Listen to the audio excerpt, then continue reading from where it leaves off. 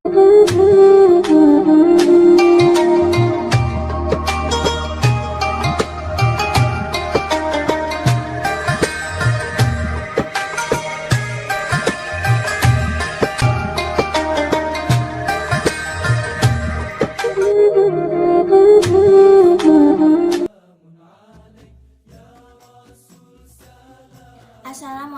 warahmatullahi wabarakatuh. Nama saya Pelia Anara Putri dari SDN 103 Coblong mengucapkan selamat memperingati Maulid Nabi Muhammad SAW 12 Rabiul Awal 1442 Hijriah. Mari kita tanamkan keteladanan Nabi Muhammad SAW untuk mencapai kebahagiaan dunia dan akhirat. Sekian dari saya. Wassalamualaikum warahmatullahi wabarakatuh.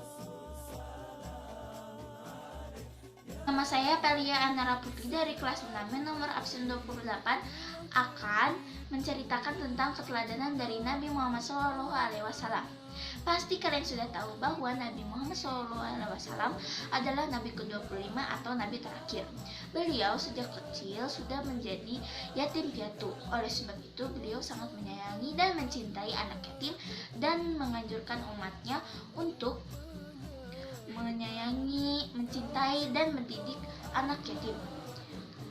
Di samping itu, Nabi Muhammad SAW memiliki sifat jujur. Sifat jujur tersebut sudah dicerminkan oleh beliau sebelum diangkat menjadi nabi.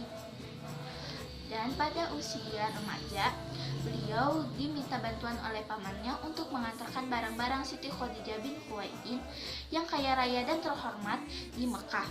Pada usia 35 tahun, beliau bersama-sama dengan orang-orang Quraisy diminta untuk memperbaiki Ka'bah. Pada sesampainya di Hajar Aswad, orang-orang Quraisy berselisih tentang siapa yang mendapatkan kehormatannya untuk meletakkan Hajar Aswad itu kembali pada tempat semulanya. Orang-orang Quraisy setuju bahwa Nabi Muhammadlah yang berhak untuk meletakkan Hajar Aswadnya kembali pada tempat semulanya.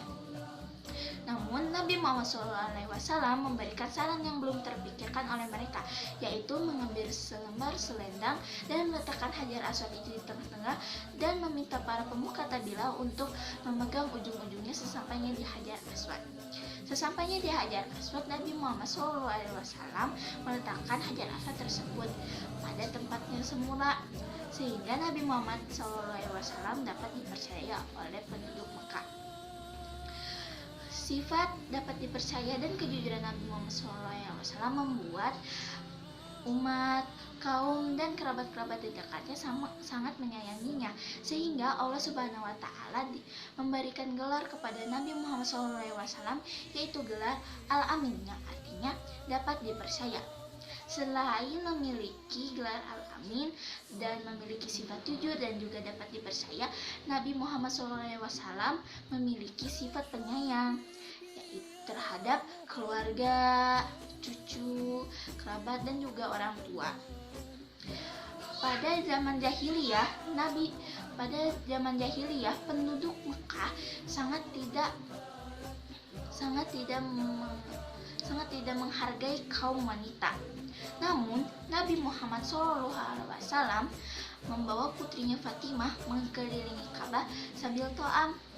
Begitupun ketika Fatimah sudah memiliki anak. Nabi Muhammad SAW sangat menyayangi cucu-cucunya, yaitu Hasan dan Husain.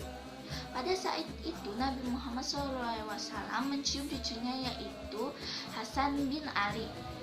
Dan di sebelahnya ada Aqra bin Habis. Aqra bin Habis menceritakan kepada Nabi Muhammad SAW, "Aku memiliki 10 anak, tetapi aku tidak pernah mencium di antaranya." Nabi Muhammad SAW pun menjawab, "Barang siapa yang tidak pernah berbelas kasih, maka ia tidak mendapat belas kasih." Hadis riwayat Bukhari dan Muslim.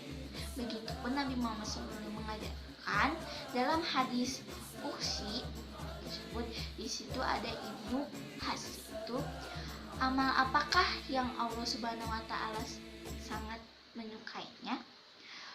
Nabi Muhammad SAW menjawab, orang yang tepat sholat dalam waktunya.